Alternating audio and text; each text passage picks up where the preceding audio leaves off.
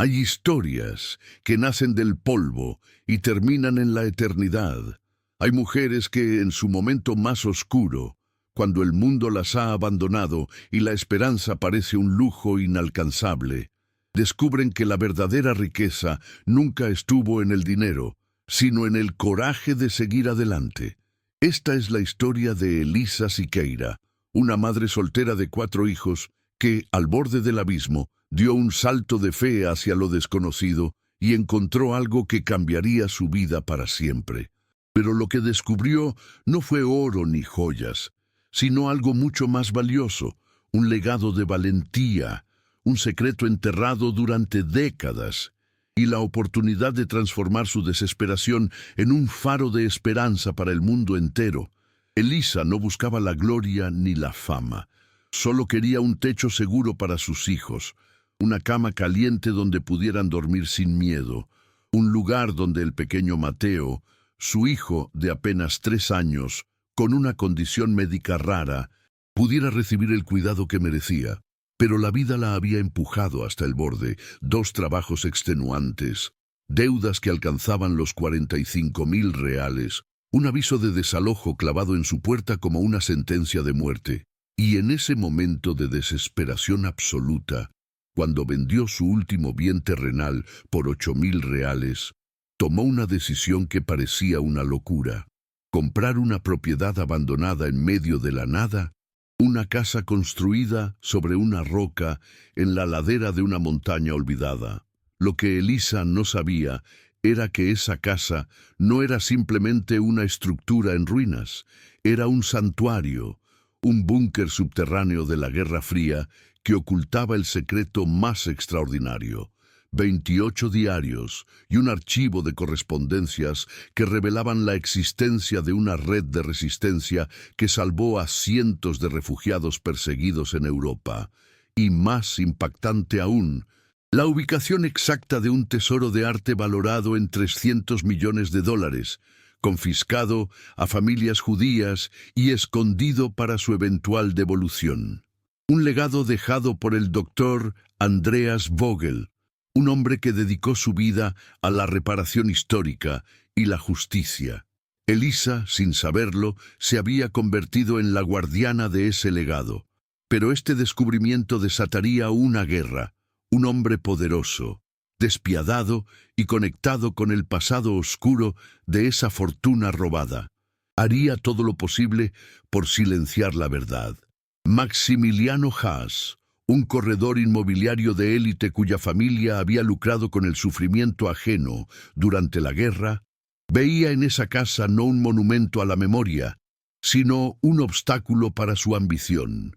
Y ahora, con una orden de desapropiación fraudulenta en la mano y una excavadora lista para demoler la casa en la roca en 48 horas, Elisa tendría que elegir: rendirse y perderlo todo, o luchar por un propósito más grande que ella misma. Antes de continuar con esta historia de coraje, valentía y redención, te pido que le des like a este video, te suscribas al canal y actives la campanita para no perderte ninguna historia que pueda cambiar tu perspectiva de vida. Y déjame saber en los comentarios, ¿tú habrías tenido el coraje de Elisa para arriesgarlo todo por lo desconocido? Ahora sí, comencemos desde el principio, desde el momento en que Elisa tocó fondo. Elisa Siqueira conocía el sabor amargo de la derrota. A sus 34 años, había perdido la cuenta de cuántas veces había llorado en silencio en el baño mientras sus hijos dormían, mordiéndose los labios para no hacer ruido, ahogando los sollozos en una toalla vieja. Su vida era una sucesión interminable de turnos agotadores, de 5 de la mañana a 1 de la tarde limpiando oficinas corporativas, donde los ejecutivos ni siquiera la miraban a los ojos, como si fuera invisible. Y luego, después de correr a casa para preparar la comida de sus hijos, verificar las tareas escolares y acostar al pequeño Mateo con sus medicamentos, salía nuevamente a las 7 de la noche para trabajar en un call center hasta las 3 de la madrugada. Dormía apenas 3 horas antes de que el ciclo infernal comenzara de nuevo. Sus manos estaban agrietadas por los químicos de limpieza. Su espalda dolía constantemente.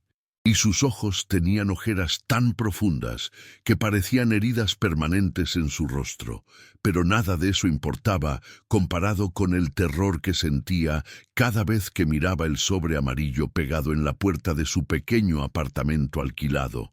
Aviso, final de desalojo, 15 días para desocupar. Las letras rojas parecían gritar su fracaso como madre, como mujer, como ser humano. 45.000 reales de deuda, una cifra imposible, 3 meses de alquiler atrasado, más las facturas médicas de Mateo, que seguían acumulándose como una avalancha imparable. Su hijo menor había sido diagnosticado con una condición rara en los riñones que requería medicamentos importados, tratamientos especializados y, eventualmente, una cirugía que el sistema público de salud no cubría completamente. Cada consulta era un martillo golpeando su corazón. Cada receta era una sentencia que la hundía más profundo en el abismo de la desesperación financiera. Los otros 3 niños tampoco lo tenían fácil. Laura, de 12 años, había dejado de pedirle cosas hacía meses. Ya no quería zapatillas nuevas ni útiles escolares bonitos. Había aprendido a ser invisible en la escuela, a usar la misma ropa remendada una y otra vez, a evitar las miradas de lástima de sus compañeros. Tomás, de 9 años, había empezado a tener pesadillas, despertándose en medio de la noche preguntando si tendrían que vivir en la calle. Y Sofía, de 6 años, la más pequeña después de Mateo, había dejado de sonreír con la misma frecuencia. Elisa veía cómo la pobreza estaba robándoles la infancia, cómo el estrés constante estaba envenenando sus mentes jóvenes con preocupaciones que ningún niño debería tener, y eso la destrozaba más que cualquier deuda, más que cualquier humillación personal que pudiera sufrir. Una noche de marzo, después de un turno particularmente brutal en el call center, donde un cliente la había insultado durante 20 minutos seguidos mientras ella no podía colgar, Elisa regresó a casa y encontró a Laura llorando en la cocina. Su hija mayor sostenía una carta de la escuela, una invitación para un viaje educativo que costaba apenas 150 reales, una miseria para la mayoría de las familias, una fortuna imposible para ellas. «No te preocupes, mamá», había dicho Laura con una voz quebrada que partió el alma de Elisa en 1000 pedazos. «Yo sé que no podemos, no importa», pero sí importaba. Importaba cada maldita vez que sus hijos tenían que renunciar a algo normal, algo simple, algo que cualquier otro niño daba por sentado.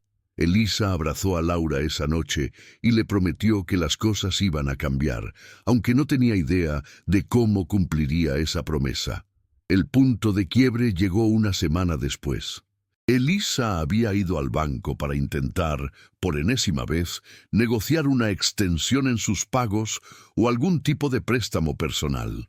El gerente, un hombre de traje gris con una sonrisa condescendiente que hacía que Elisa se sintiera aún más pequeña, revisó su historial crediticio y negó con la cabeza.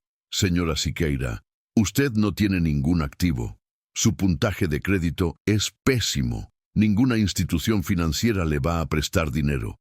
Mi consejo es que busque ayuda de su familia o considere entregar a sus hijos a servicios sociales temporalmente hasta que pueda estabilizarse». Esas palabras fueron como un puñetazo en el estómago. ¿Entregar a sus hijos? ¿Separarse de ellos porque el mundo había decidido que era demasiado pobre para ser madre?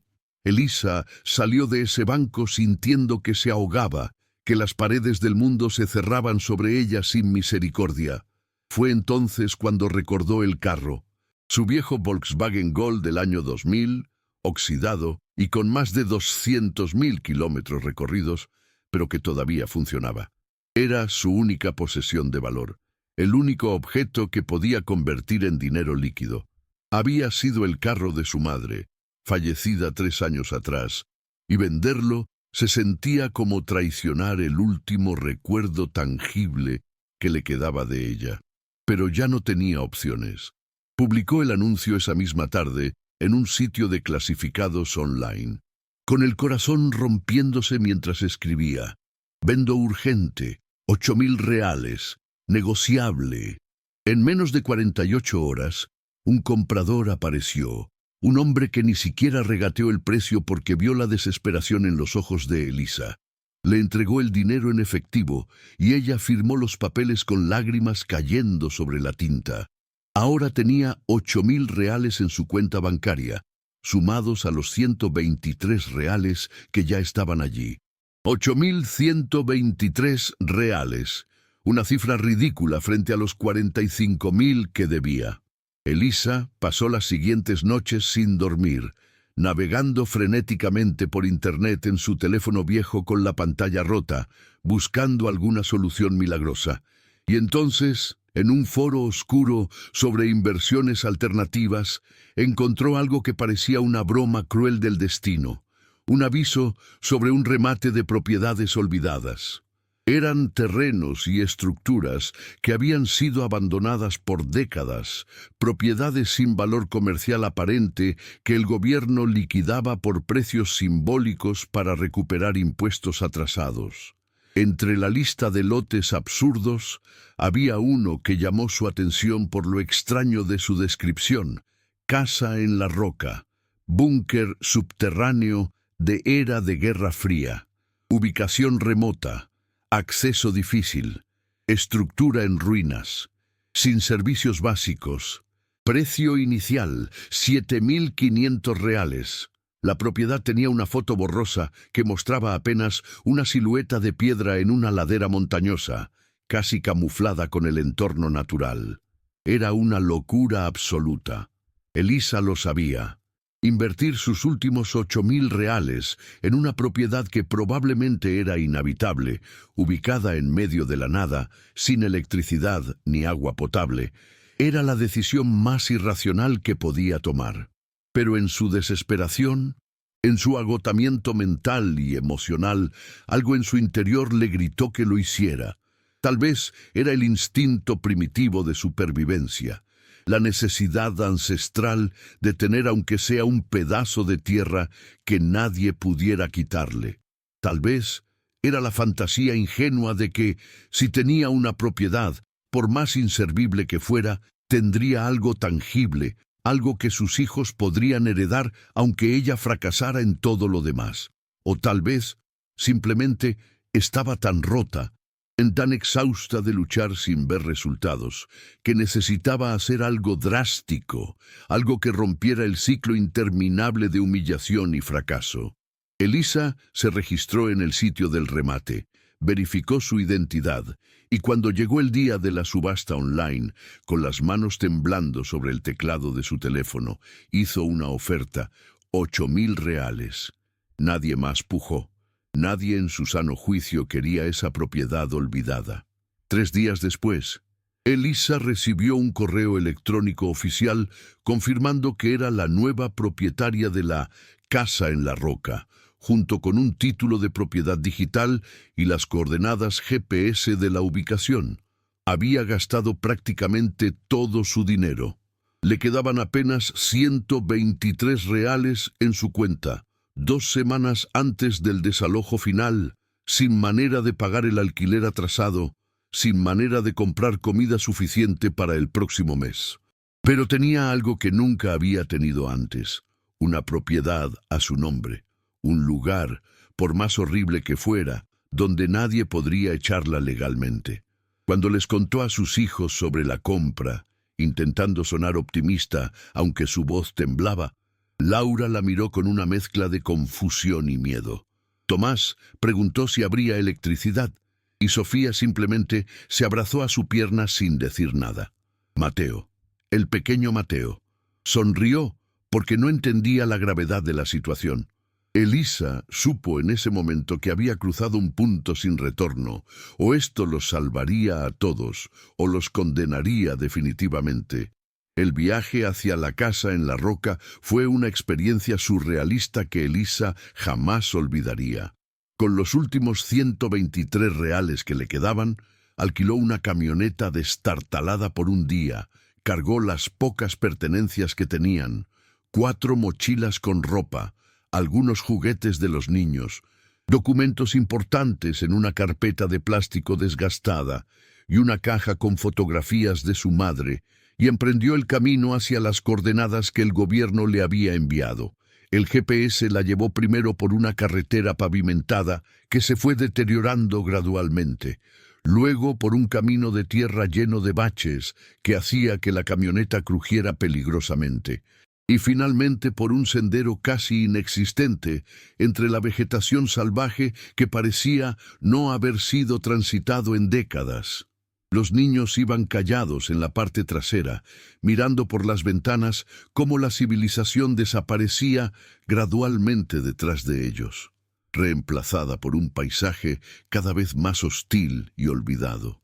Después de casi 4 horas de viaje agotador, con el sol ya poniéndose en el horizonte pintando el cielo de tonos naranjas y púrpuras melancólicos, la camioneta llegó al pie de una montaña escarpada, cubierta de vegetación densa y rocas grises que emergían como dientes podridos de la tierra.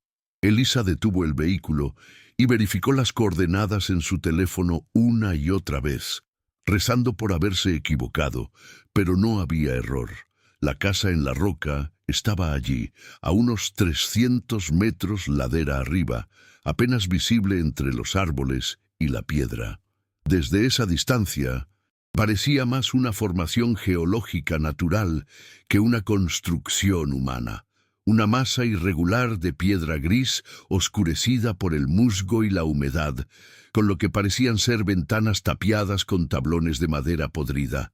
No había camino pavimentado que llegara hasta ella, solo un sendero empinado y traicionero que serpenteaba entre las rocas como una cicatriz antigua en la montaña. Tuvieron que hacer 3 viajes a pie para subir todas sus pertenencias. Elisa cargaba a Mateo en brazos, mientras Laura y Tomás llevaban las mochilas más pesadas, y Sofía se aferraba a la mano de su hermana mayor con los ojos llenos de lágrimas silenciosas. Cada paso era una lucha contra la gravedad y el agotamiento. Las piedras sueltas rodaban bajo sus pies. Las raíces de los árboles se enredaban en sus tobillos como manos muertas intentando detenerlos. Y el aire se volvía más frío y húmedo a medida que ascendían. Cuando finalmente llegaron a la entrada de la estructura, Elisa sintió que su corazón se hundía hasta el fondo de su estómago. La casa en la roca era aún peor de lo que había imaginado en sus peores pesadillas. La fachada de piedra estaba agrietada, con pedazos de roca desprendiéndose y cayendo al suelo. La puerta de metal oxidado colgaba torcida de sus bisagras, gimiendo con cada ráfaga de viento como si la estructura misma estuviera sufriendo. El interior era una pesadilla de abandono. La primera habitación, que alguna vez debió ser una especie de vestíbulo o área de recepción, estaba sumergida en una oscuridad casi total. Elisa encendió la linterna de su teléfono y el débil haz de luz reveló un espacio claustrofóbico con paredes de concreto manchadas de humedad negra que formaban patrones grotescos como sombras de criaturas deformes. El piso estaba cubierto de hojas muertas, excrementos de animales y trozos de yeso caído del techo. El olor era insoportable, una mezcla nauseabunda de moho, humedad penetrante y algo más oscuro, como si la muerte misma hubiera dejado su firma en ese lugar. Las ventanas tapiadas no dejaban entrar ni un rayo de luz natural, convirtiendo el espacio en una tumba de concreto. Laura comenzó a llorar abiertamente, y Tomás se aferró a la pierna de su madre temblando. «Mamá, aquí no podemos vivir. Por favor, volvamos», suplicó el niño con voz quebrada. Pero no había vuelta atrás. Elisa lo sabía con una claridad dolorosa y absoluta. No tenían dinero para el combustible de regreso. No tenían un apartamento al cual volver, pues el desalojo ya debía estar ejecutado a esas alturas. No tenían familia que los recibiera, ni amigos con espacio suficiente para 5 personas. Esta ruina inhumana Este búnker olvidado en medio de la montaña era ahora su único hogar. Elisa tragó el nudo en su garganta, se arrodilló frente a sus hijos y les habló con una voz que intentaba sonar firme, aunque su corazón estaba destrozado. Sé que esto parece horrible ahora, mis amores. Sé que tienen miedo y frío, pero esto es nuestro. Nadie puede echarnos de aquí, y vamos a hacer que funcione. ¿Está bien? Vamos a limpiarlo, vamos a arreglarlo, y vamos a convertirlo en nuestro hogar. Juntos, como siempre lo hemos hecho. Las palabras sonaban huecas, incluso para ella misma, pero era lo único que podía ofrecer. Esa primera noche fue la más larga y aterradora de sus vidas. No había electricidad, así que la única iluminación venía de la linterna del teléfono de Elisa, que tenía que apagar cada 10 minutos para ahorrar batería. No había agua corriente, solo lo que habían traído en 2 garrafas plásticas de 5 litros cada una. No había calefacción, y la temperatura dentro del búnker descendía dramáticamente con la llegada de la noche, haciendo que todos tiritaran envueltos en las pocas mantas que habían logrado empacar. Los sonidos nocturnos eran enloquecedores. El viento aullaba entre las grietas de las paredes como almas en pena. Pequeños animales, ratas, murciélagos o algo peor, se movían entre las sombras produciendo rasguños y chillidos que ponían los nervios de punta. Los niños se acurrucaron todos juntos en un rincón sobre un colchón improvisado hecho con sus ropas, y Elisa se mantuvo despierta toda la noche, sentada contra la pared con un palo de madera en las manos, protegiendo a su prole como una leona herida, pero aún feroz. Al amanecer, con la primera luz del sol filtrándose débilmente a través de las rendijas de las ventanas tapiadas, Elisa decidió explorar el resto de la estructura. Necesitaba saber exactamente qué habían comprado, qué podía salvarse, qué era utilizable. Dejó a Laura a cargo de sus hermanos con instrucciones estrictas de no moverse de donde estaban, y descendió por una escalera de metal oxidado que había descubierto al fondo de la primera habitación. Los escalones crujían bajo su peso, amenazando con colapsar en cualquier momento, y el aire se volvía cada vez más denso y frío a medida que bajaba. La escalera la llevó a un nivel inferior, el verdadero búnker subterráneo.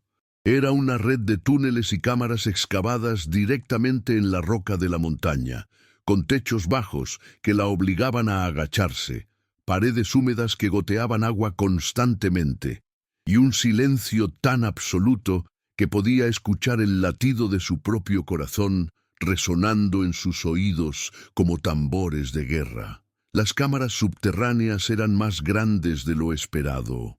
Había al menos 5 habitaciones conectadas por pasillos estrechos, lo que parecía haber sido un dormitorio comunal con literas de metal oxidadas pegadas a las paredes, una cocina industrial abandonada con estufas antiguas cubiertas de herrumbre, un baño con sanitarios sin agua y azulejos rotos, y 2 cámaras de almacenamiento más grandes, llenas de estantes metálicos vacíos y cajas de madera podrida.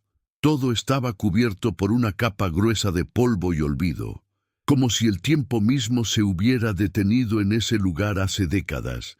Pero a pesar del estado lamentable, Elisa sintió un diminuto destello de esperanza. Esto era más grande de lo que parecía desde afuera. Si lograba limpiar, si conseguía de alguna manera restablecer servicios básicos, si podía sellar las filtraciones de agua, tal vez, solo tal vez, podrían hacer que esto funcionara. Era una ilusión frágil, pero en ese momento era lo único que la mantenía cuerda. Subió de nuevo con sus hijos, les mostró el búnker subterráneo intentando hacerlo sonar como una aventura emocionante, y juntos comenzaron la tarea titánica de limpiar su nueva y horrible realidad. Durante los siguientes 5 días, Elisa y sus hijos trabajaron como esclavos para hacer el búnker mínimamente habitable. Con los últimos 20 reales que le quedaban, Elisa compró materiales básicos de limpieza en un pueblo pequeño a 2 horas de distancia. Escobas, trapos, jabón industrial, velas y fósforos. Laura, con la madurez forzada de una niña que había crecido demasiado rápido, se encargó de organizar a sus hermanos en turnos de limpieza. Barrieron toneladas de suciedad acumulada. Rasparon el moho de las paredes hasta que sus manos sangraban. Sacaron cubetas y cubetas de escombros y basura que depositaban en un área alejada de la entrada. El trabajo era agotador y deprimente, pero había algo extrañamente terapéutico en ver cómo, centímetro a centímetro, el espacio comenzaba a revelar su estructura original. Las paredes de concreto, una vez limpias, mostraban su solidez militar. Los pisos, aunque agrietados, eran de un concreto grueso que había resistido décadas de abandono. Y las cámaras subterráneas, con su temperatura constante y protección natural de la montaña, ofrecían un refugio contra los elementos exteriores.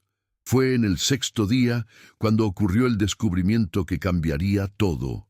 Elisa estaba limpiando la última cámara de almacenamiento, la más profunda del búnker, aquella que estaba casi completamente oscura incluso durante el día.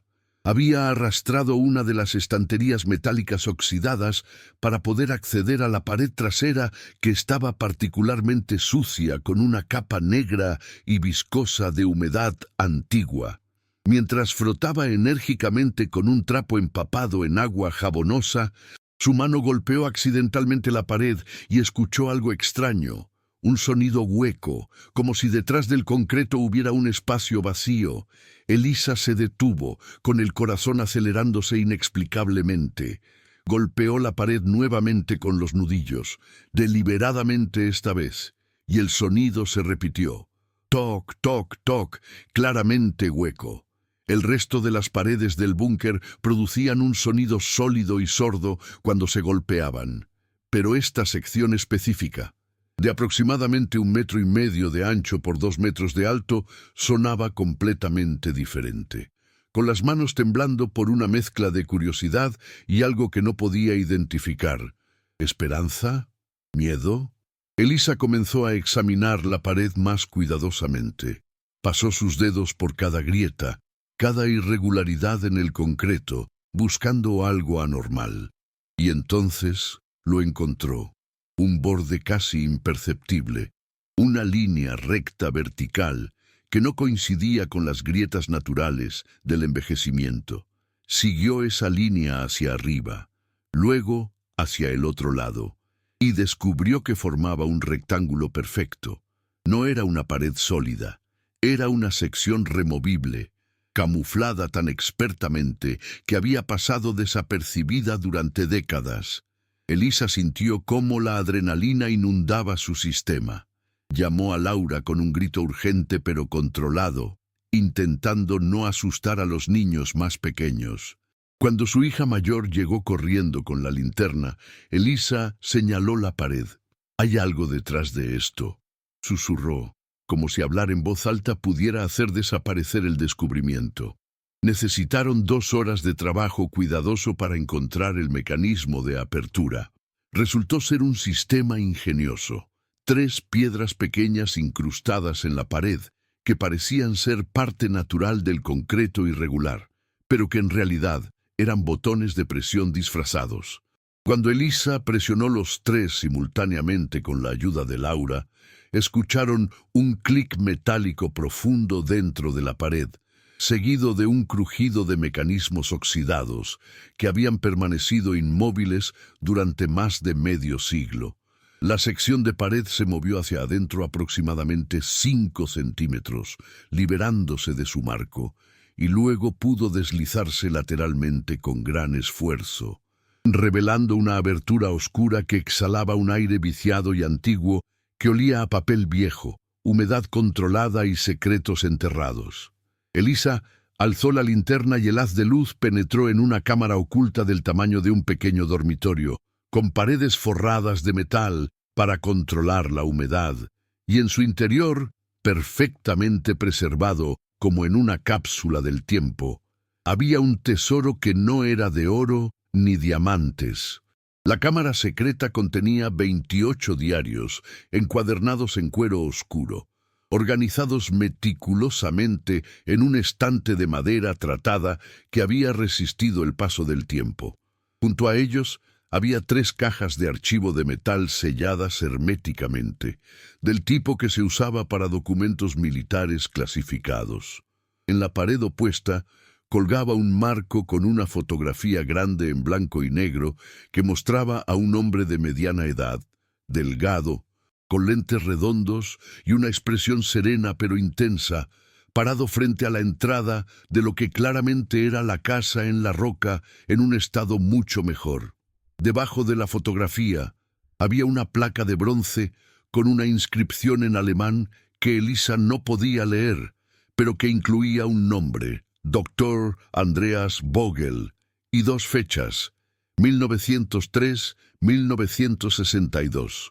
En el centro de la habitación, sobre una mesa pequeña de madera sólida, descansaba un sobre grande de papel grueso con un sello de lacre rojo intacto. En el frente del sobre, escritas con una caligrafía elegante y antigua, había palabras en español. Para quien encuentre esto, usted ha sido elegido por el destino para completar lo que yo no pude. La verdad debe salir a la luz. Elisa sintió que sus piernas temblaban tanto que tuvo que sentarse en el suelo de concreto. Laura estaba a su lado, con los ojos enormes, mirando los diarios y las cajas como si fueran objetos extraterrestres. Con manos temblorosas, Elisa rompió el sello del sobre y extrajo un manuscrito de varias páginas, escritas en español con la misma caligrafía perfecta. La primera página era una carta, fechada el 15 de marzo de 1962, apenas semanas antes de la muerte del Dr. Vogel, según las fechas de la placa. Elisa comenzó a leer en voz alta, aunque su voz se quebraba constantemente. Mi nombre es Andreas Vogel. Fui geólogo, criptógrafo, y durante los años más oscuros de la humanidad, fui parte de una red de almas que decidieron que salvar una vida era más importante que salvar la propia. Esta casa, este búnker, no fue construido como un refugio contra bombas nucleares, sino como un santuario para aquellos que huían de la persecución nazi. Entre 1939 y 1945, ayudamos a 317 refugiados a escapar de Europa y encontrar seguridad en América del Sur. La carta continuaba, y con cada párrafo, la magnitud del descubrimiento se hacía más abrumadora. El Dr. Vogel explicaba cómo había usado su experiencia como geólogo para elegir esta ubicación específica, aislada, protegida por la montaña, invisible desde carreteras principales, y había diseñado el búnker con cámaras ocultas precisamente para este momento. Los 28 diarios documentaban cada operación de rescate, cada refugiado salvado, con nombres, fechas, rutas de escape y, en muchos casos, fotografías. Las cajas de archivo contenían correspondencias originales, documentos de identidad falsificados, usados en las operaciones de rescate, y contratos firmados por familias judías acaudaladas que, antes de huir, habían confiado sus posesiones más valiosas. Colecciones de arte, joyas, escrituras de propiedades a la red de resistencia para que fueran recuperadas después de la guerra y devueltas a los herederos legítimos. Pero muchas de esas familias nunca regresaron. Perecieron en campos de concentración, sus líneas familiares fueron exterminadas y sus tesoros quedaron en un limbo legal y moral que Vogel nunca pudo resolver antes de su muerte. Y entonces llegó la parte que hizo que el corazón de Elisa se detuviera por completo. En la última página de la carta, el Dr. Vogel revelaba la ubicación exacta de un depósito secreto, una bóveda subterránea construida a 40 metros de profundidad, directamente debajo de la casa en la roca, accesible solo a través de un túnel oculto que comenzaba en la tercera cámara del búnker. En esa bóveda, Vogel había almacenado una colección de arte confiscada por los nazis, 32 pinturas de maestros europeos, 17 esculturas y 53 piezas de joyería histórica, todo documentado meticulosamente con fotografías, descripciones y la identidad de las familias originales. Vogel estimaba el valor total en lo que hoy serían al menos 300 millones de dólares. Pero, y esto era lo más importante, Vogel dejaba instrucciones claras. Este tesoro no es mío, no es de quien lo encuentre, es de las familias que fueron robadas, asesinadas, olvidadas. Quien lea esta carta tiene una misión sagrada: usar estos recursos para crear un memorial, una fundación educativa, un centro de memoria que asegure que el horror nunca sea olvidado y que la valentía de aquellos que resistieron sea recordada para siempre. Elisa terminó de leer la carta y se quedó en silencio absoluto durante varios minutos, con las páginas temblando en sus manos. Laura, con lágrimas corriendo por sus mejillas, susurró: «Mamá, ¿qué significa esto?». Y Elisa, con una voz que era apenas un hilo de sonido ahogado por la emoción, respondió: «Significa que nuestra vida acaba de cambiar para siempre, mi amor, pero no de la manera que yo pensaba. Esto es más grande que nosotros. Esto es más importante que nuestra pobreza, que nuestros problemas. Acabamos de convertirnos en las guardianas de un secreto que el mundo necesita conocer».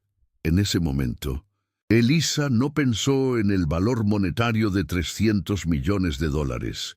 No pensó en cómo ese dinero podría resolver todas sus deudas, comprar una casa hermosa, dar a sus hijos la vida que merecían. Pensó, por primera vez en años, que tal vez su sufrimiento, su desesperación, su salto de fe insano, habían sido guiados por algo más grande que la simple supervivencia. Tal vez el destino, o Dios, o el universo, la había colocado en este lugar preciso, en este momento preciso, para cumplir una misión que trascendía su propia existencia. Elisa pasó las siguientes 2 noches sin dormir, leyendo cada uno de los 28 diarios a la luz de las velas. Las palabras del doctor Vogel la transportaban a otra época, a otro mundo de horror y heroísmo que apenas podía comprender. Cada diario estaba fechado y organizado cronológicamente, documentando operaciones de rescate con una precisión casi obsesiva. Vogel describía cómo los refugiados llegaban a la casa en la roca después de viajes clandestinos que duraban meses, cómo algunos llegaban heridos, traumatizados, con apenas las ropas que llevaban puestas. Describía los nombres de los niños que habían pasado por ese búnker, sus edades, sus miedos, los dibujos que hacían en las paredes de las cámaras subterráneas mientras esperaban documentos falsos. Y describía, con un dolor palpable que trascendía las décadas, aquellos que no lograron escapar, aquellos cuyas familias fueron exterminadas, aquellos cuyos nombres ahora solo existían en esas páginas amarillentas. Elisa lloraba mientras leía, sintiendo el peso aplastante de tanta historia, tanto sufrimiento, tanta valentía olvidada que ahora descansaba en sus manos temblorosas.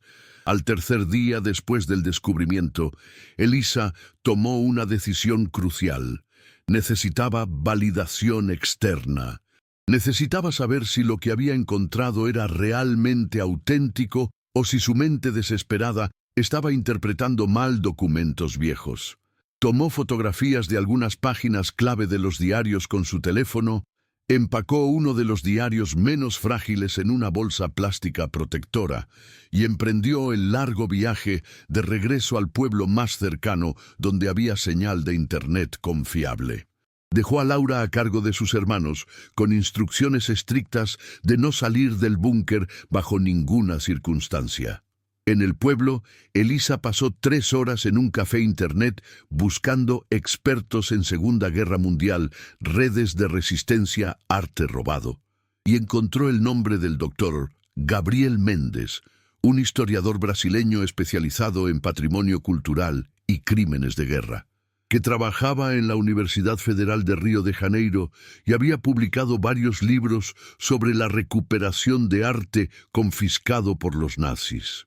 Elisa le escribió un correo electrónico que redactó y borró al menos 20 veces, intentando no sonar como una loca desesperada, pero necesitando transmitir la urgencia de su descubrimiento. Finalmente envió un mensaje simple pero directo. Doctor Méndez, mi nombre es Elisa Siqueira. He encontrado documentos que creo que podrían ser de importancia histórica relacionados con refugiados de la Segunda Guerra Mundial y arte confiscado. Adjunto fotografías de algunas páginas. ¿Podría usted examinarlas y decirme si son auténticas? Es urgente. Adjuntó 5 fotografías de páginas de los diarios que mostraban claramente las fechas, los nombres de refugiados y las descripciones detalladas de las obras de arte. Presionó enviar con el corazón latiendo tan fuerte que sentía que le explotaría el pecho, y luego se quedó sentada frente a la computadora pública, refrescando su correo cada 30 segundos como una obsesa, rezando por una respuesta que probablemente tardaría días o semanas en llegar, si es que llegaba. La respuesta llegó 47 minutos después. Elisa casi grita en el café internet cuando vio el nombre del doctor Gabriel Méndez en su bandeja de entrada.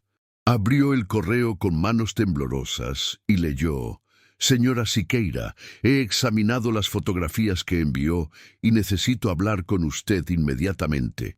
Si lo que me está mostrando es auténtico y varios detalles en las páginas sugieren fuertemente que lo es, usted ha hecho uno de los descubrimientos históricos más importantes de las últimas décadas en América del Sur.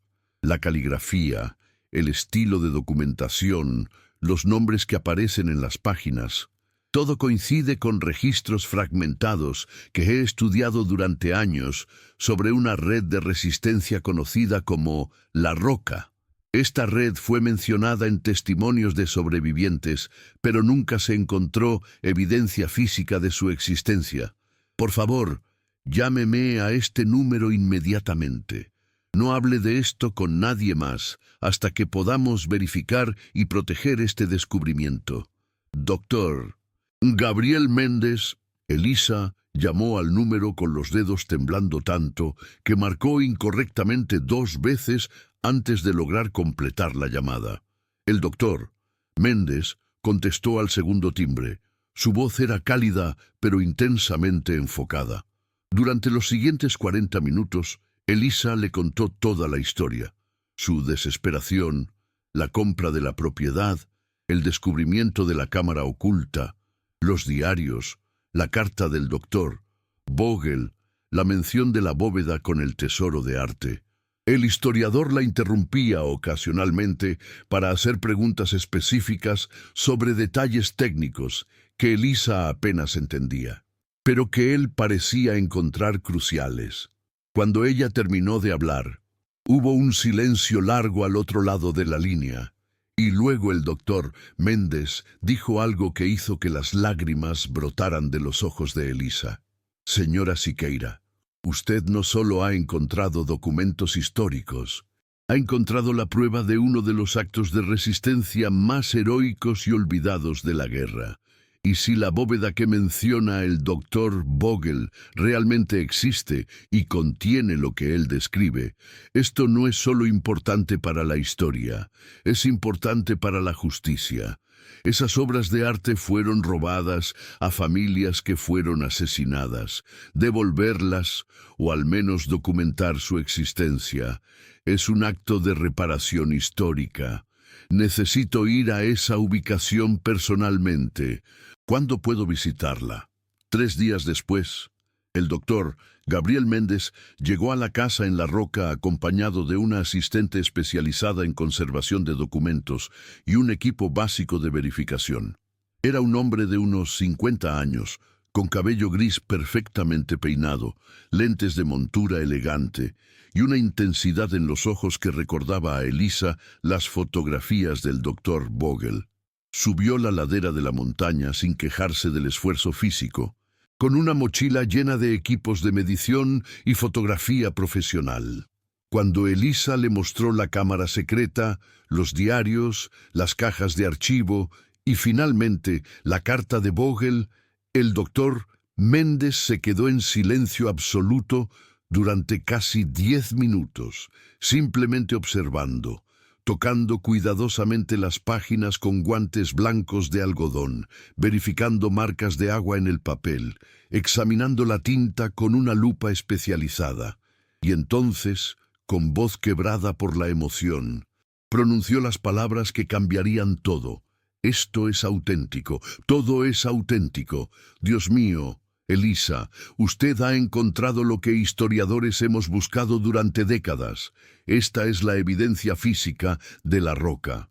El doctor Méndez pasó 3 días completos en la casa en la roca, fotografiando cada página de cada diario, catalogando cada documento en las cajas de archivo y usando equipos de georradar para confirmar la existencia de la bóveda subterránea que Vogel había mencionado en su carta.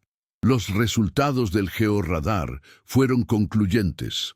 Había definitivamente una cámara artificial grande a 40 metros de profundidad directamente debajo del búnker, accesible a través de un túnel que comenzaba detrás de una segunda pared falsa en la tercera cámara de almacenamiento. El historiador explicó a Elisa que no podían abrir la bóveda todavía sin la presencia de autoridades gubernamentales, expertos legales en restitución de bienes y equipos de conservación especializados. Pero la evidencia era suficiente para iniciar un proceso legal formal de protección del sitio como patrimonio histórico. Lo que usted ha descubierto, le dijo el doctor Méndez a Elisa mientras empacaba sus equipos para regresar a la ciudad, tiene un valor que trasciende el dinero. Estas historias, estos nombres, estas pruebas de que hubo gente que se arriesgó todo para salvar a otros, esto es lo que necesitamos recordar como humanidad. Voy a movilizar todos los recursos que tengo para proteger este lugar y asegurar que la misión del doctor Vogel se cumpla. Pero no todos compartían la visión noble del doctor Méndez. A las 2 semanas del descubrimiento, cuando Elisa y sus hijos comenzaban a adaptarse a su nueva realidad en la casa en la roca, y el historiador estaba preparando la documentación oficial para presentar ante el Instituto Nacional de Patrimonio Histórico, recibieron su primera visita no deseada. Era un martes por la tarde. El cielo estaba nublado y amenazaba con lluvia. Cuando Elisa escuchó el sonido de un vehículo subiendo por el sendero de la montaña, algo inusual, porque ese camino era prácticamente intransitable para vehículos normales. Se asomó por una de las ventanas y vio un SUV negro de lujo, reluciente e incongruente en ese entorno salvaje, deteniéndose al pie de la ladera. De él descendió un hombre vestido con un traje gris impecable, zapatos de cuero brillante completamente inapropiados para el terreno rocoso, y gafas de sol caras que no se quitó ni siquiera cuando comenzó a subir hacia la casa. Detrás de él venían 2 hombres más grandes, claramente guardaespaldas o matones, vestidos de manera similar, pero con la postura rígida de quienes están acostumbrados a intimidar. El hombre del traje gris llegó hasta la entrada del búnker y golpeó la puerta de metal con fuerza, 3 veces, como si tuviera derecho a estar allí. Elisa, con el corazón latiéndole fuertemente en el pecho y todos sus instintos maternales activados, le dijo a Laura que llevara a los niños más pequeños a la cámara más profunda del búnker y que se quedaran en silencio. Luego, con una valentía que no sabía que poseía, abrió la puerta apenas unos centímetros y preguntó con voz firme: «¿Quién es usted y qué quiere?». El hombre se quitó las gafas de sol. revelando ojos grises fríos y calculadores que la miraron de arriba a abajo con un desprecio apenas disimulado. «Mi nombre es Maximiliano Haas», dijo con una voz suave pero cargada de amenaza. «Soy corredor inmobiliario especializado en propiedades de alto valor. Y creo que usted y yo necesitamos tener una conversación muy importante sobre esta propiedad que, por un error administrativo lamentable, terminó en sus manos». Maximiliano Haas no esperó invitación para continuar hablando. Se acercó más a la puerta, invadiendo el espacio personal de Elisa de una manera claramente intencional, y dijo: «Verá, señora Siqueira, esta propiedad ha estado en mi radar durante años. Yo había iniciado trámites de adquisición antes de que el gobierno, en su incompetencia burocrática, decidiera rematarla públicamente. Tengo planes de desarrollo para esta montaña. Un condominio de lujo, con vistas espectaculares, acceso privado, un proyecto que traería prosperidad a toda la región. Pero ahora resulta que una ocupante ha comprado la propiedad por una miseria y está viviendo aquí como una intrusa».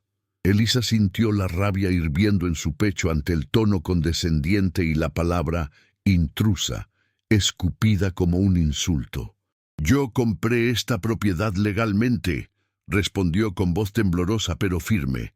«Tengo el título de propiedad oficial. Usted no tiene ningún derecho a estar aquí». Maximiliano sonrió, pero era una sonrisa de depredador. «Oh, pero yo creo que sí tengo derechos, y creo que usted va a descubrir muy pronto que esta propiedad tiene complicaciones legales que podrían resultar en su desalojo». La amenaza era clara, y Elisa la entendió perfectamente. Este hombre no solo quería el terreno, había algo más oscuro en su insistencia, algo que olía a desesperación oculta detrás de la arrogancia. «¿Qué sabe usted sobre esta casa?», preguntó Elisa, intentando leer sus intenciones. Los ojos de Maximiliano se entrecerraron peligrosamente. «Sé lo suficiente», respondió con voz helada. «Sé que esta estructura tiene valor histórico potencial y sé que eso podría complicar innecesariamente mi proyecto de desarrollo. Pero también sé que usted es una mujer sola con 4 hijos, sin recursos, sin conexiones, sin manera de defenderse legalmente si yo decido hacer difícil su vida. Así que le voy a hacer una oferta generosa. Le pagaré 50.000 reales por esta propiedad. Eso es más de 6 veces lo que usted pagó. Es suficiente para que se mude a un lugar decente y olvide que este agujero miserable alguna vez existió». Elisa sintió la tentación. 50.000 reales resolverían todas sus deudas, le darían a sus hijos un hogar verdadero. Pero algo en la urgencia de Maximiliano, en su desesperación apenas oculta, le decía que él sabía. Sabía sobre los diarios, sobre el tesoro, sobre el legado del doctor Vogel. «No está en venta», dijo Elisa con una firmeza que sorprendió incluso a ella misma. «Esta propiedad es mi hogar, y tiene un valor que va mucho más allá del dinero». La expresión de Maximiliano cambió instantáneamente. La falsa cortesía desapareció, reemplazada por una máscara de furia contenida. «Usted está cometiendo un error muy, muy grande», dijo con voz baja y amenazante. «Yo he construido mi fortuna sabiendo cuándo ser generoso y cuándo ser implacable. Le di la oportunidad de salir de esto con dignidad y dinero en su bolsillo. Si rechaza mi oferta, le prometo que voy a hacer de su vida una pesadilla legal que la va a destruir. Voy a encontrar cada irregularidad en su título de propiedad. Voy a cuestionar su capacidad legal para mantener a sus hijos en condiciones tan precarias. Voy a usar cada recurso que tengo para sacarla de aquí. Y cuando finalmente se vaya, con sus hijos traumatizados y su vida destrozada, no va a recibir ni un centavo». Se puso las gafas de sol nuevamente, se dio media vuelta con sus guardaespaldas y comenzó a descender la ladera mientras gritaba sin mirar atrás: «Tiene 48 horas para reconsiderar. Después de eso, la guerra comienza». Elisa cerró la puerta y se deslizó por ella hasta quedar sentada en el suelo, temblando incontrolablemente. Laura salió corriendo de las profundidades del búnker y se abrazó a su madre, ambas llorando. «¿Qué vamos a hacer, mamá?», preguntó la niña con voz aterrada. Elisa no tenía respuesta. Solo sabía que la lucha que estaba por venir sería la más difícil de su vida. Llamó inmediatamente al doctor Méndez y le contó sobre la visita de Maximiliano Haas. El historiador guardó silencio por un momento y luego dijo: «Elisa, necesito investigar a ese hombre. El apellido Haas me resulta familiar en el contexto de mi investigación sobre confiscación de bienes durante la guerra. Dame 24 horas». Elisa pasó esas 24 horas en un estado de ansiedad paralizante, vigilando constantemente por las ventanas, esperando que Maximiliano regresara con las autoridades o algo peor. Los niños sentían su miedo y estaban inusualmente callados, moviéndose por el búnker como fantasmas asustados. La llamada del doctor Méndez llegó exactamente 24 horas después, y lo que reveló fue devastador. «Elisa, Maximiliano Haas es el bisnieto de Friedrich Haas, un oficial nazi de alto rango que escapó a América del Sur después de la guerra bajo una identidad falsa y construyó una fortuna inmobiliaria usando bienes robados y conexiones corruptas. La familia Haas ha blanqueado su pasado durante generaciones, pero en los archivos que encontraste, en las cartas de Vogel, hay evidencia directa de que Friedrich Haas estuvo involucrado en la confiscación del arte que está en la bóveda. Si esa información sale a la luz, destruiría la reputación de la familia, expondría el origen criminal de su fortuna y probablemente resultaría en demandas legales multimillonarias de los herederos de las familias judías despojadas. Maximiliano no solo quiere el terreno para un proyecto inmobiliario, quiere destruir la evidencia de los crímenes de su abuelo, y está dispuesto a hacer lo que sea necesario para lograrlo. La magnitud de la amenaza finalmente se cristalizó en la mente de Elisa. No estaba luchando solo contra un hombre rico y poderoso, estaba luchando contra un legado de maldad que se extendía por generaciones, contra un enemigo que tenía recursos ilimitados y nada que perder si la verdad salía a la luz.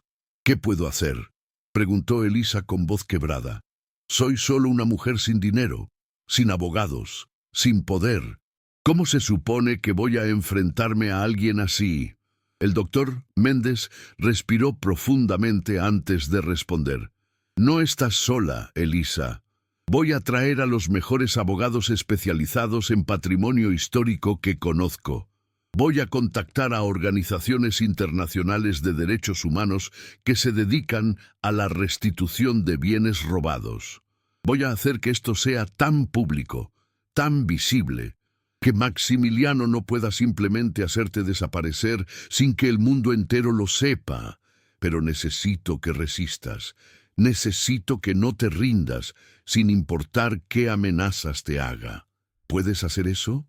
Elisa miró a sus 4 hijos acurrucados en el rincón del búnker, observándola con ojos llenos de miedo, pero también de confianza absoluta en que su madre los protegería. Y en ese momento sintió algo que no había sentido en años, no esperanza, sino determinación pura y feroz. «Sí», respondió, «puedo hacer eso». Las 48 horas que Maximiliano había dado como ultimátum pasaron en una tensión insoportable. Elisa no durmió, manteniendo guardia constante junto a la puerta del búnker, con un palo de madera en las manos, esperando lo peor. Pero el ataque no vino de la manera que ella esperaba.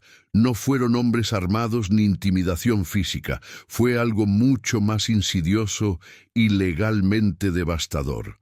Al tercer día, a las 9 de la mañana, un oficial judicial subió la ladera de la montaña y le entregó a Elisa un sobre oficial sellado. Dentro había una orden de desapropiación inmediata emitida por un juez de la comarca vecina, firmada apenas 24 horas antes. El documento lleno de terminología legal que Elisa apenas comprendía, alegaba que la casa en la roca representaba un riesgo geológico inminente debido a la inestabilidad de la formación rocosa de la montaña, y que por razones de seguridad pública, la estructura debía ser demolida en un plazo no mayor a 72 horas. La propiedad sería expropiada por el municipio con una compensación mínima de 12.000 reales. Y Elisa tenía exactamente 3 días para evacuar el lugar con todas sus pertenencias. Elisa leyó el documento 3 veces, sintiendo cómo la realidad se desmoronaba a su alrededor. La orden era claramente fraudulenta. No había habido ninguna inspección geológica real, ningún estudio de suelo, ningún proceso debido. Pero estaba firmada por un juez, tenía sellos oficiales, y según el oficial judicial que permanecía en la entrada esperando su firma de recibido, era completamente legal y ejecutable. Si no desocupa voluntariamente en 72 horas, le explicó el oficial con una voz monótona y desprovista de emoción, las autoridades procederán a desalojarla por la fuerza y la estructura será demolida con maquinaria pesada. Cualquier objeto de valor que permanezca en el interior será considerado abandonado y destruido con la estructura. Firme aquí, por favor.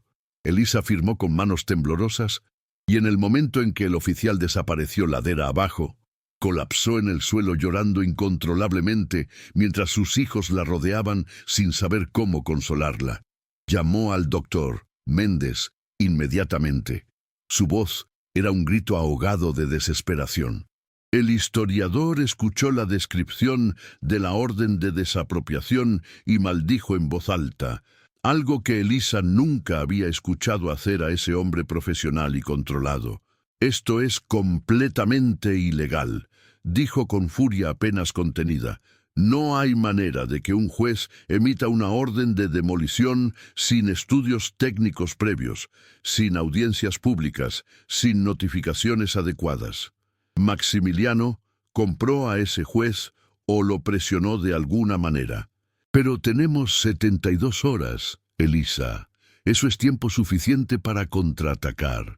El doctor Méndez entró en acción con una eficiencia militar. En las siguientes 6 horas, movilizó a 3 abogados especializados en patrimonio cultural. Contactó al director del Instituto Nacional de Patrimonio Histórico, alertó a la prensa sobre el descubrimiento y la amenaza de demolición, y presentó una solicitud de emergencia ante un tribunal federal superior para anular la orden de desapropiación bajo el argumento de que la casa en la roca era un sitio de importancia histórica internacional que estaba protegido por tratados de preservación de memoria cultural. La respuesta de las autoridades patrimoniales fue rápida, pero no lo suficientemente poderosa.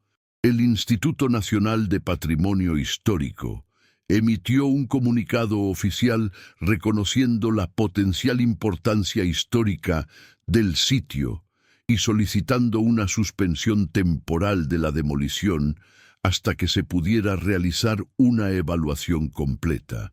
Pero la solicitud no tenía fuerza legal inmediata, era simplemente una petición administrativa que el juez municipal podía ignorar bajo el argumento de que la seguridad pública superaba las consideraciones patrimoniales.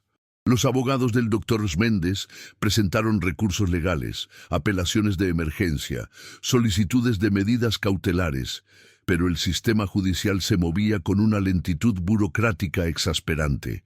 Y mientras tanto, el reloj seguía corriendo. 72 horas, 3 días.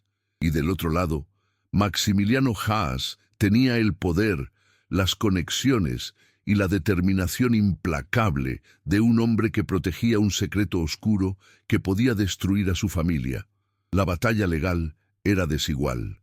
Y Elisa lo sabía. Necesitaban algo más que papeles y argumentos legales. Necesitaban visibilidad pública inmediata. Fue Laura quien tuvo la idea que cambiaría todo. La niña de 12 años, que había estado observando todo con una madurez dolorosa, Se acercó a su madre la noche del segundo día y le dijo: «Mamá, ¿por qué no cuentas la historia? ¿Por qué no le dices al mundo lo que encontraste aquí? Si la gente sabe sobre los diarios, sobre las familias que fueron salvadas, sobre el arte robado, tal vez se preocupen lo suficiente como para ayudarnos». Elisa miró a su hija con una mezcla de asombro y orgullo. Por supuesto, la prensa, las redes sociales, la opinión pública, llamó nuevamente al doctor Méndez y le propuso la idea. El historiador estuvo de acuerdo inmediatamente. Es arriesgado porque atraerá todo tipo de atención, incluida la de cazadores de tesoros y oportunistas. Pero en este punto, la visibilidad es nuestra mejor protección. Si esto se vuelve una historia nacional, Maximiliano no podrá simplemente demoler el sitio sin enfrentar un escándalo público masivo. Al día siguiente, a 36 horas del plazo de demolición, el doctor Méndez organizó una conferencia de prensa improvisada en la capital del estado. Invitó a todos los medios de comunicación principales, a representantes de organizaciones de derechos humanos, a la comunidad judía local y a académicos especializados en historia de la Segunda Guerra Mundial. Y llevó a Elisa como la protagonista de la historia. Elisa, vestida con la misma ropa humilde que usaba todos los días, con su rostro marcado por el agotamiento y las ojeras profundas de noches sin dormir, se paró frente a las cámaras y los micrófonos y contó su historia con una voz que temblaba pero nunca se quebró. Habló de su desesperación, de cómo había invertido sus últimos 8.000 reales en una propiedad abandonada porque no tenía otra opción, de cómo había descubierto los diarios del doctor Andreas Vogel y el secreto que habían guardado durante más de medio siglo.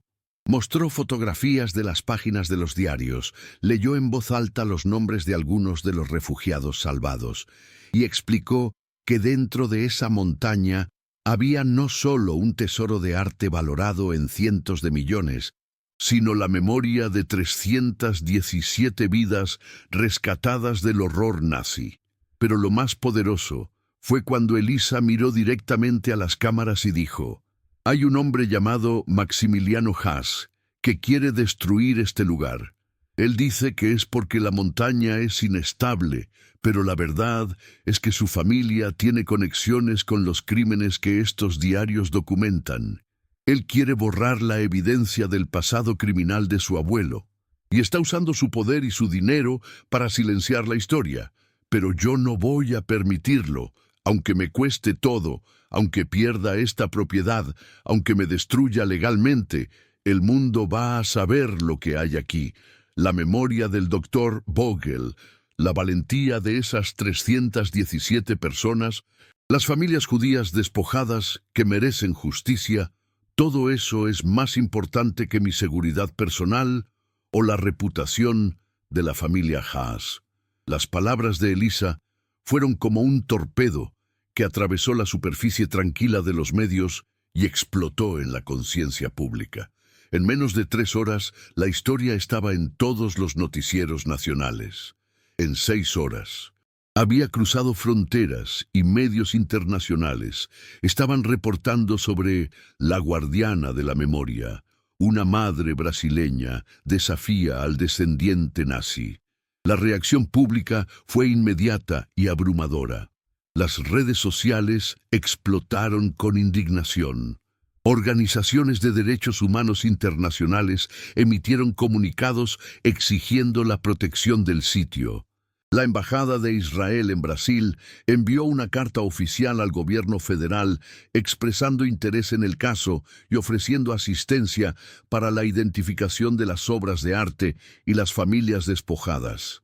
Expertos en derecho internacional empezaron a argumentar públicamente que la destrucción del sitio constituiría un crimen contra la memoria histórica. Y lo más importante, docenas de abogados y firmas legales se ofrecieron como voluntarios para defender a Elisa sin costo alguno. La presión pública sobre el juez que había emitido la orden de demolición se volvió insostenible. Periodistas investigativos comenzaron a examinar sus finanzas y descubrieron conexiones sospechosas con empresas vinculadas a la familia Haas. La Corte Federal Superior, ante el escándalo nacional, emitió una orden de suspensión inmediata de la demolición hasta que se realizara una investigación completa sobre la legalidad del proceso de desapropiación. Maximiliano Haas intentó contraatacar con su propia narrativa. Contrató una firma de relaciones públicas de élite que emitió comunicados caracterizando a Elisa como una ocupante oportunista que estaba fabricando una historia sensacionalista para enriquecerse ilegalmente con bienes que no le pertenecían. Alegó que los diarios podían ser falsificaciones, que la historia del tesoro era una fantasía y que él simplemente estaba intentando desarrollar la región de manera legítima. Pero su narrativa se derrumbó cuando historiadores independientes examinaron las fotografías de los diarios que Elisa había hecho públicas y confirmaron su autenticidad basándose en detalles técnicos, tipos de papel y tinta consistentes con la época, y referencias cruzadas con otros documentos conocidos de redes de resistencia. Más devastador aún, un periodista de investigación encontró documentos en archivos europeos que confirmaban la identidad de Friedrich Haas como un oficial nazi involucrado en confiscación de arte. Documentos que mencionaban específicamente su huida a América del Sur y su posterior reinvención como empresario respetable. El pasado oscuro que la familia Haas había escondido durante 3 generaciones estaba siendo expuesto bajo la luz implacable de la atención pública internacional. El clímax del conflicto llegó 17 días después de la conferencia de prensa, en una audiencia extraordinaria convocada por un tribunal federal especial para determinar el destino de la casa en la roca. La sala del tribunal estaba repleta de periodistas, cámaras de televisión, representantes de organizaciones internacionales y ciudadanos comunes que habían sido cautivados por la historia de Elisa. Maximiliano Haas llegó con un equipo de 6 abogados caros, vestidos con trajes de diseñador, proyectando poder y confianza. Elisa llegó con el doctor Méndez, los 3 abogados voluntarios que la habían tomado bajo su protección, y vestida con la misma ropa humilde de siempre, cargando una copia de uno de los diarios de Vogel en sus manos como si fuera una reliquia sagrada. El contraste visual era poderoso, el poder institucional del dinero versus la dignidad moral de una causa justa. Los abogados de Haas argumentaron que la propiedad representaba un riesgo genuino, presentaron un estudio geológico apresurado y claramente sesgado que alegaba inestabilidad, y afirmaron que la demolición era necesaria independientemente de cualquier valor histórico que el sitio pudiera tener. Pero entonces el doctor Méndez tomó la palabra, y su testimonio experto fue devastador. Presentó evidencia documental completa, fotografías de alta resolución de cada página de los 28 diarios, análisis de laboratorio que confirmaban la edad y autenticidad del papel y la tinta, testimonios escritos de 3 historiadores internacionales reconocidos que certificaban la importancia histórica única del descubrimiento. Y crucialmente, los resultados del georradar que confirmaban la existencia de la bóveda subterránea exactamente donde Vogel había dicho que estaría. «Su señoría», dijo el doctor Méndez mirando directamente al juez, «lo que está en juego aquí no es simplemente una disputa de propiedad entre una mujer pobre y un hombre rico. Es la memoria de 317 personas que fueron salvadas del exterminio nazi. Es la justicia para familias judías despojadas de sus bienes y su dignidad. Es el legado de un hombre, el doctor Andreas Vogel, que arriesgó todo para hacer lo correcto cuando el mundo se había vuelto loco. Destruir este sitio no sería solo una tragedia patrimonial, Sería un acto de complicidad con aquellos que intentaron borrar la evidencia de sus crímenes hace 80 años. Y no podemos permitir que eso suceda. El momento decisivo llegó cuando el juez, un hombre de edad avanzada con una reputación impecable de integridad, pidió silencio absoluto en la sala y pronunció su veredicto. Después de examinar toda la evidencia presentada, esta Corte determina que la orden de demolición emitida por el Tribunal Municipal fue irregular, carecía de fundamento técnico sólido y violó procedimientos establecidos de protección patrimonial. Por lo tanto, dicha orden queda anulada permanentemente. La sala del tribunal estalló en aplausos, pero el juez golpeó su martillo exigiendo silencio porque aún no había terminado. Además, esta corte declara oficialmente la Casa en la Roca como sitio de memoria histórica nacional, bajo protección federal inmediata. Cualquier intento de demolición, alteración o interferencia con este sitio constituirá un crimen federal. Y finalmente, ordeno una investigación completa sobre las circunstancias bajo las cuales la orden original de demolición fue obtenida, incluyendo posible corrupción judicial y cohecho. Maximiliano Haas se puso de pie bruscamente, su rostro una máscara de furia y derrota, y salió de la sala seguido por sus abogados, mientras las cámaras capturaban cada segundo de su humillación pública. Elisa se quedó sentada, temblando, con lágrimas corriendo por sus mejillas, apenas capaz de procesar que había ganado, que su salto de fe desesperado no solo la había salvado a ella y a sus hijos, sino que había protegido algo mucho más grande que ella misma. Los meses que siguieron a la victoria en el tribunal fueron un torbellino de transformación que Elisa jamás habría podido imaginar en sus fantasías más salvajes. El gobierno federal asignó un equipo multidisciplinario de arqueólogos, historiadores, ingenieros estructurales y conservadores de arte para documentar y preservar el sitio.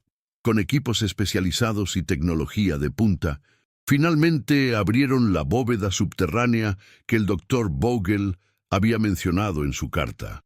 El momento fue transmitido en vivo por múltiples cadenas de televisión internacionales.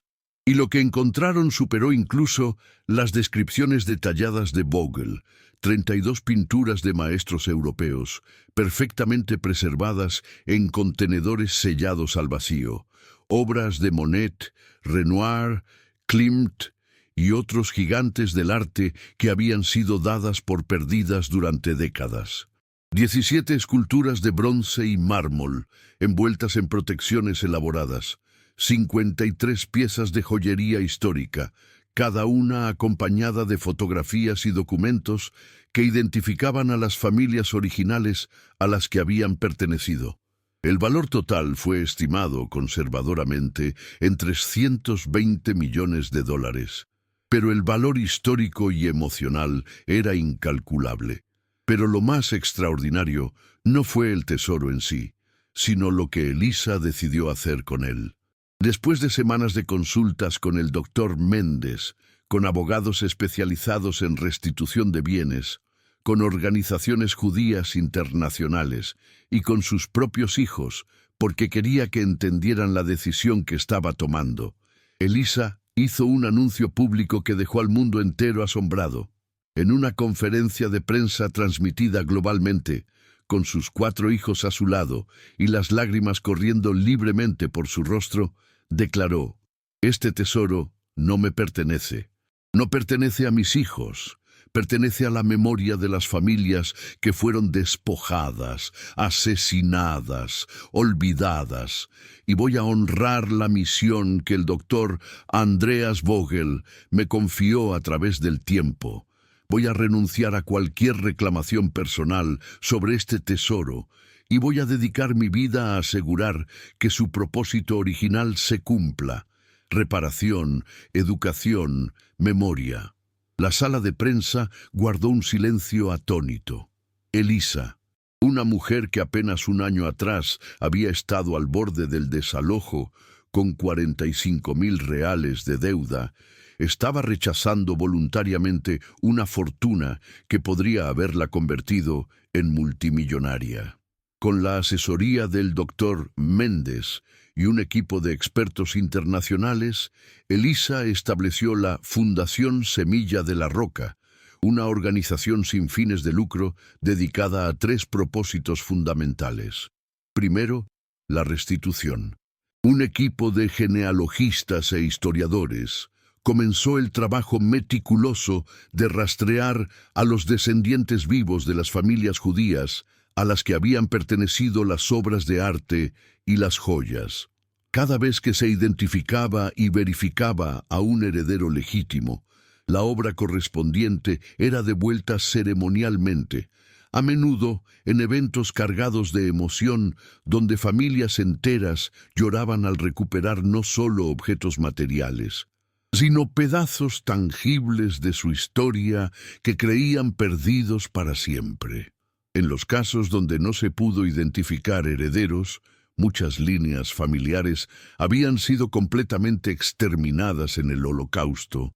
Las obras fueron destinadas a museos públicos con exhibiciones permanentes que contaban la historia de su origen y su recuperación. Segundo, la educación. Una porción significativa del valor de las obras que no pudieron ser restituidas fue convertida en una dotación financiera masiva para crear programas educativos sobre el Holocausto, la resistencia y los peligros del odio y la intolerancia, dirigidos específicamente a jóvenes latinoamericanos. Y tercero, el más ambicioso, la transformación de la Casa en la Roca misma en un museo vivo y centro de estudios. Con fondos de la Fundación y apoyo gubernamental, equipos de arquitectos e ingenieros trabajaron durante 18 meses para restaurar y modernizar la estructura sin comprometer su integridad histórica. Las cámaras del búnker fueron cuidadosamente renovadas y convertidas en espacios de exhibición. La cámara donde Elisa había descubierto los diarios se mantuvo exactamente como estaba, preservada detrás de un vidrio protector como una cápsula del tiempo.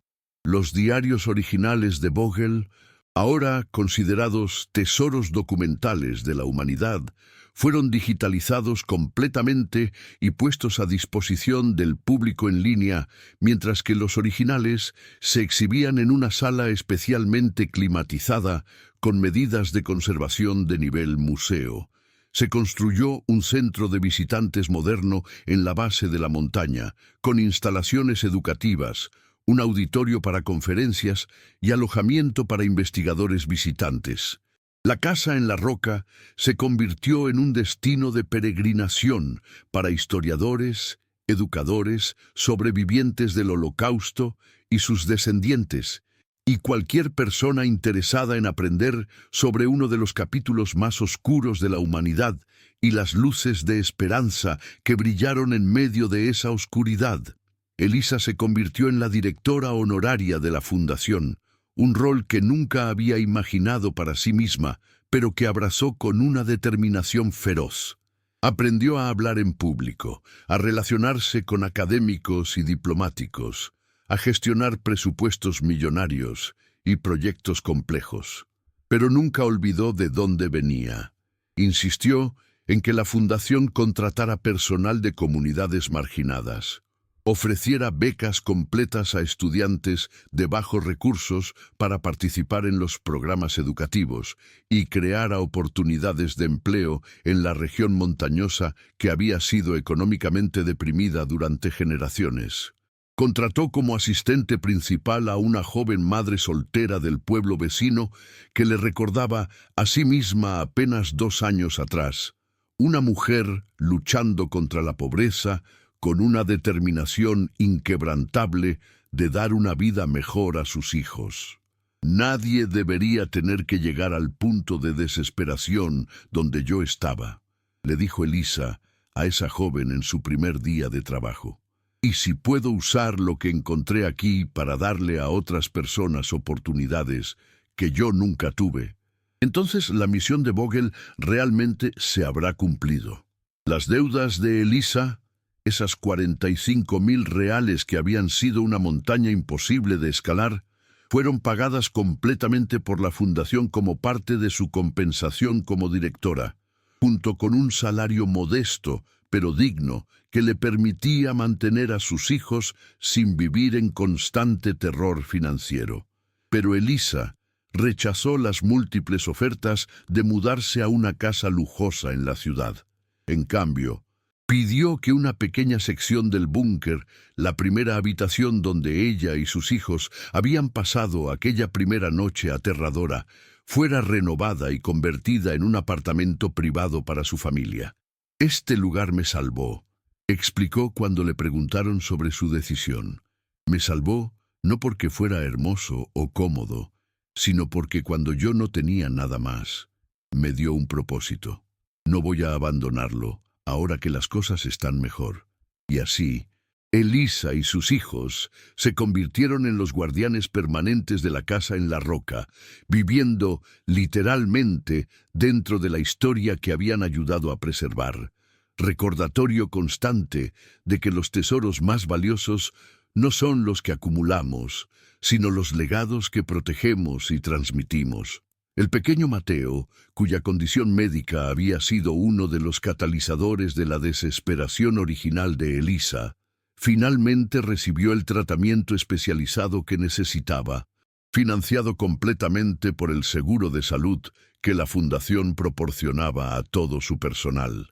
La cirugía fue un éxito, y aunque requeriría seguimiento médico de por vida, su pronóstico era excelente. Cada vez que Elisa lo veía corriendo por los pasillos del museo, riendo con esa alegría, sin inhibiciones que solo los niños pequeños poseen, sentía que todo, el miedo, el dolor, la lucha, el riesgo insano de invertir sus últimos 8.000 reales en una propiedad abandonada, había valido la pena 1000 veces. Laura, ahora una adolescente de 14 años, se convirtió en una guía junior del museo, fascinada por la historia y comprometida con educar a otros jóvenes sobre la importancia de la memoria y la resistencia. Tomás y Sofía también encontraron sus roles, ayudando con tareas sencillas del museo, interactuando con visitantes y creciendo con una conciencia profunda del significado de lo que su madre había logrado. Y el doctor Gabriel Méndez, el historiador que había sido el primer validador externo del descubrimiento de Elisa y su aliado más firme durante la batalla legal, se convirtió en el director académico de la fundación y en algo más personal, un amigo cercano de la familia, una figura paterna para los niños que no tenían una, y eventualmente, con el paso del tiempo y el florecimiento natural de una conexión profunda forjada en la adversidad compartida, en el compañero romántico de Elisa. No hubo propuesta dramática ni gran declaración, solo el reconocimiento mutuo de dos personas que habían luchado juntas por algo más grande que ellos mismos y habían descubierto en el proceso que se complementaban perfectamente. El día que Gabriel se mudó oficialmente al apartamento del búnker con Elisa y los niños, ella reflexionó sobre el viaje extraordinario que había comenzado con desesperación absoluta y había terminado no solo con seguridad financiera, sino con propósito, comunidad, amor y un legado que viviría mucho más allá de su propia vida. El doctor Vogel había confiado en que quien encontrara su secreto entendería la misión. Elisa no solo la había entendido, la había abrazado con cada fibra de su ser y la había convertido en el significado central de su existencia. 5 años después del descubrimiento que había cambiado su vida para siempre, Elisa Siqueira se encontraba parada en la entrada renovada de la casa en la roca en una mañana de primavera brillante y clara. El contraste con aquel primer día cuando había llegado desesperada, quebrada y aterrada era tan absoluto que a veces le costaba creer que ambas realidades pertenecían a la misma vida. La estructura que alguna vez fue una ruina amenazante y oscura, ahora era un faro de luz y conocimiento. La fachada de piedra había sido cuidadosamente restaurada, preservando su carácter histórico, pero eliminando el peligro de colapso. Paneles solares discretos proporcionaban energía limpia a todo el complejo. Jardines nativos, cuidadosamente diseñados, rodeaban el edificio, con placas que explicaban la flora de la región montañosa. Y en el camino que subía desde el centro de visitantes, había ahora un sendero pavimentado accesible que permitía que personas de todas las edades y capacidades físicas pudieran hacer la peregrinación hasta la casa en la roca, sin el peligro y la dificultad extrema que Elisa y sus hijos habían enfrentado aquella primera noche horrible. El museo había recibido más de 150.000 visitantes en los últimos 3 años desde su apertura oficial. Venían de todos los rincones del mundo, sobrevivientes del Holocausto que querían conocer la historia de la red de resistencia que había salvado a tantos de sus compatriotas, descendientes de las familias que habían recuperado sus obras de arte y querían ver el lugar donde habían sido protegidas durante décadas. Historiadores y académicos que estudiaban los diarios de Vogel como fuentes primarias invaluables. Y ciudadanos comunes que simplemente querían entender mejor ese capítulo de la historia y reflexionar sobre las lecciones que ofrecía para el presente. Cada grupo de visitantes recibía un tour guiado que comenzaba exactamente en el lugar donde Elisa había descubierto la cámara secreta, ahora preservada detrás de vidrio pero visible en todo su detalle, y terminaba en una sala de reflexión donde las personas podían escribir sus propios pensamientos y compromisos sobre cómo aplicarían las lecciones de valentía, resistencia y humanidad en sus propias vidas. Los niños de Elisa habían crecido y florecido de maneras que ella nunca habría creído posibles en aquellos días oscuros de desesperación. Laura, ahora de 17 años, era una estudiante ejemplar que había recibido becas completas de 3 universidades prestigiosas y había decidido estudiar historia con especialización en derechos humanos, inspirada directamente por la historia que había vivido. Hablaba con elocuencia sobre su experiencia, daba charlas en escuelas sobre la importancia de la memoria histórica y se había convertido en una voz poderosa para su generación sobre la responsabilidad de no repetir los errores del pasado.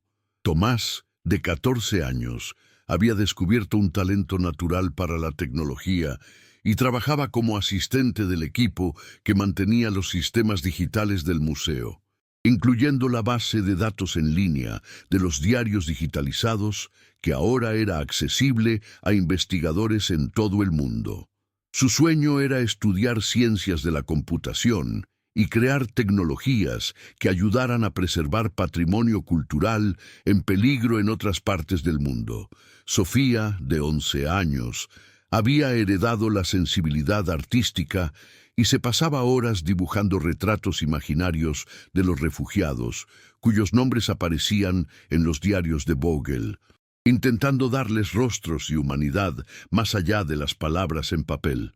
Sus dibujos se exhibían en una galería especial del museo titulada Recordados por una niña, y visitantes adultos a menudo salían de esa sala con lágrimas en los ojos, conmovidos por la forma en que una niña tan joven había capturado la dignidad y el sufrimiento de personas que había vivido 80 años atrás.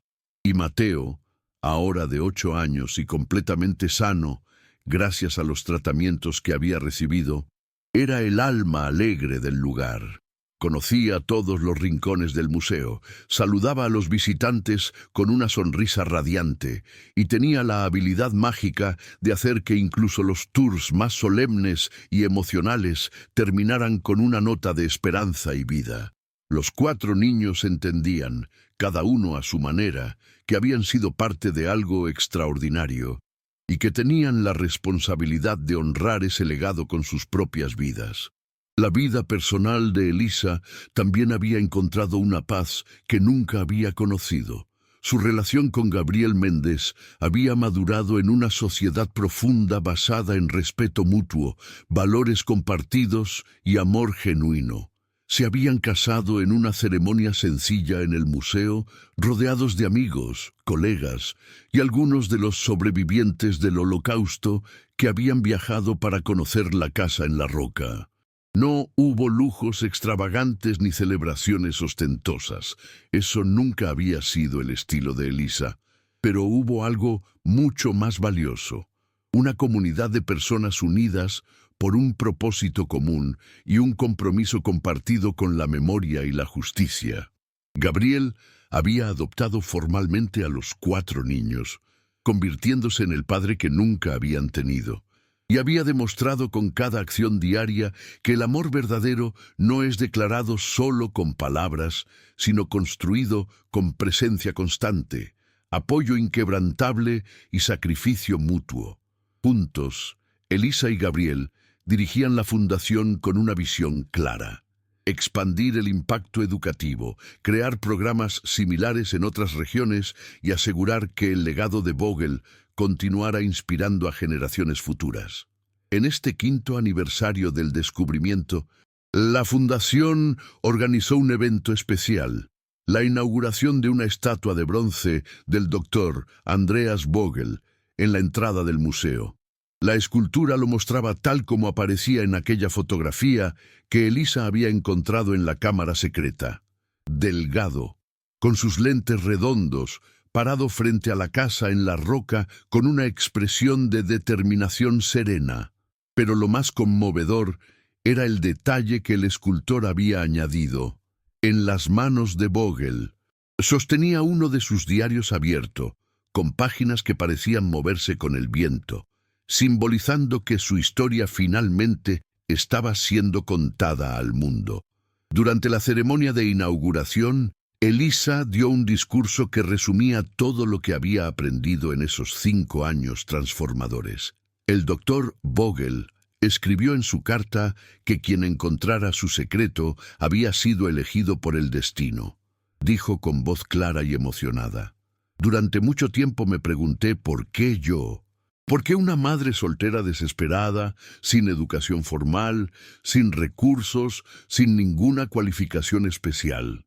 Pero ahora entiendo que precisamente por eso, porque yo sabía lo que era no tener nada, porque yo entendía la desesperación que impulsa a las personas a tomar decisiones que parecen locuras, porque yo podía empatizar con los refugiados que llegaron a esta casa sin nada más que esperanza. El doctor Vogel no necesitaba que un héroe encontrara su secreto.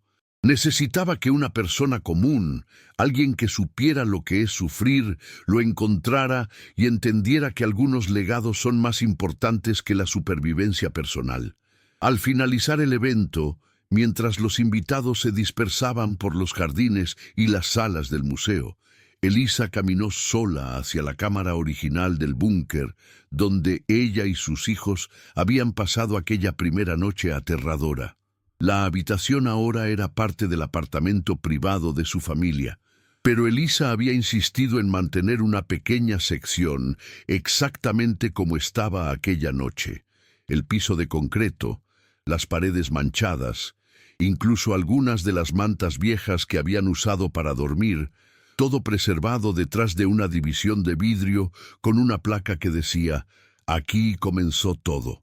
Del miedo nace la esperanza, de la desesperación nace el propósito. Elisa se sentó en el suelo frente a ese vidrio, mirando la evidencia física de lo lejos que había llegado, y permitió que las lágrimas fluyeran libremente. No eran lágrimas de tristeza, sino de gratitud abrumadora. Gratitud por haber sobrevivido a aquellos días oscuros, gratitud por haber tenido el coraje o la desesperación suficiente para dar ese salto de fe insano. Gratitud por haber encontrado no solo un refugio físico, sino un propósito que daba significado a todo su sufrimiento anterior. Y gratitud, sobre todo, por haber tenido la oportunidad de completar la misión de un hombre que había muerto décadas antes de que ella naciera, pero cuyo legado ahora vivía a través de ella y continuaría viviendo mucho después de que ella misma se fuera. La historia de Elisa Siqueira y la casa en la roca nos enseña una verdad profunda que resuena a través del tiempo. El verdadero tesoro nunca fue el oro, ni las pinturas de valor incalculable, ni los 300 millones de dólares escondidos bajo la montaña. El verdadero tesoro fue el coraje de una madre desesperada que cuando el mundo entero le había dado la espalda y no le quedaba absolutamente nada más que perder, decidió dar un salto de fe hacia lo desconocido. Fue la resiliencia de 4 niños que aprendieron que la riqueza material es efímera, pero el propósito y el legado son eternos. Fue la justicia retrasada, pero finalmente entregada a familias que habían sufrido la mayor de las injusticias humanas. Y fue la prueba viviente de que una sola persona, sin importar cuán insignificante o impotente se sienta, puede cambiar el mundo cuando se compromete con algo más grande que su propia supervivencia. Elisa no buscaba ser una heroína, solo buscaba un techo para sus hijos. Pero el destino, o Dios, o el universo, dependiendo de tus creencias, tenía otros planes para ella.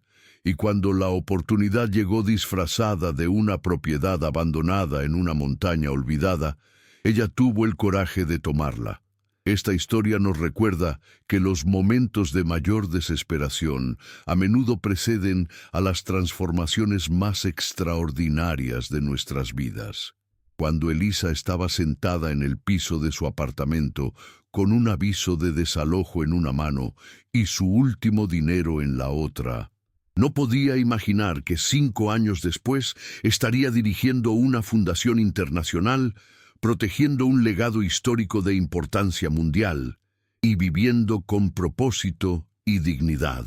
Pero ese futuro solo fue posible porque ella se negó a rendirse, incluso cuando rendirse parecía la única opción racional.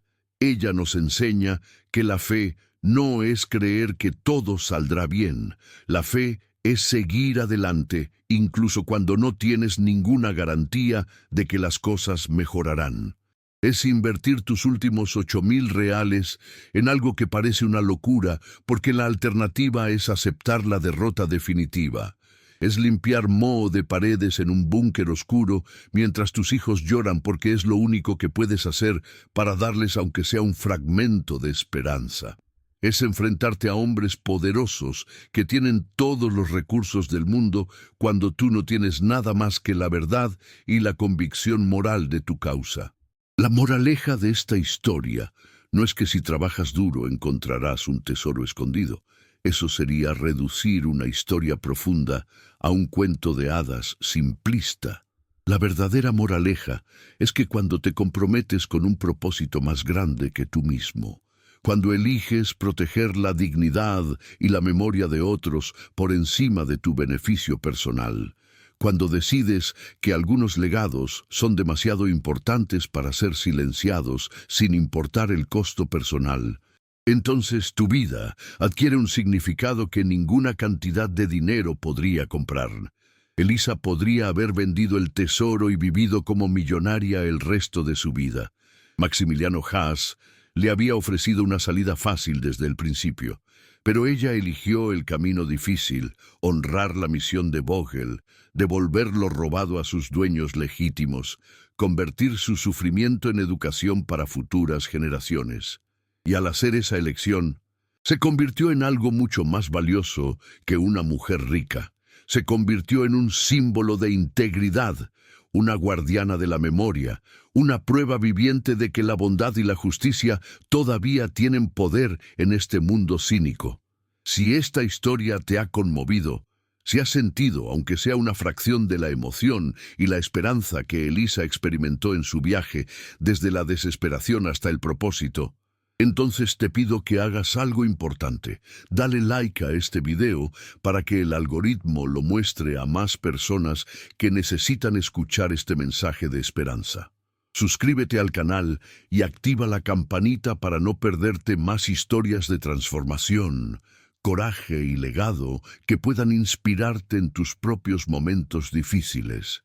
Pero sobre todo, comparte este video con alguien que conozcas que esté pasando por un momento oscuro, alguien que sienta que ha perdido toda esperanza, alguien que necesite ser recordado de que los milagros no siempre vienen disfrazados de oro y diamantes, a veces vienen disfrazados de propósito y significado. Y déjame saber en los comentarios cuál fue la lección más importante que sacaste de la historia de Elisa. ¿Fue el coraje de dar un salto de fe? ¿Fue la elección de propósito sobre riqueza? ¿Fue la prueba de que una persona puede hacer la diferencia? Quiero leer tus reflexiones porque cada comentario, cada pensamiento compartido, mantiene vivo el espíritu de esta historia y el legado del Dr. Vogel. Y si quieres continuar inspirándote con historias que tocan el alma y transforman perspectivas, te invito a que veas el siguiente video que aparecerá en tu pantalla. Otra historia real de superación, fe y propósito que te dejará sin aliento. No te lo pierdas. Nos vemos en el próximo video. Y recuerda, tu momento de transformación podría estar esperándote justo al otro lado de tu mayor miedo.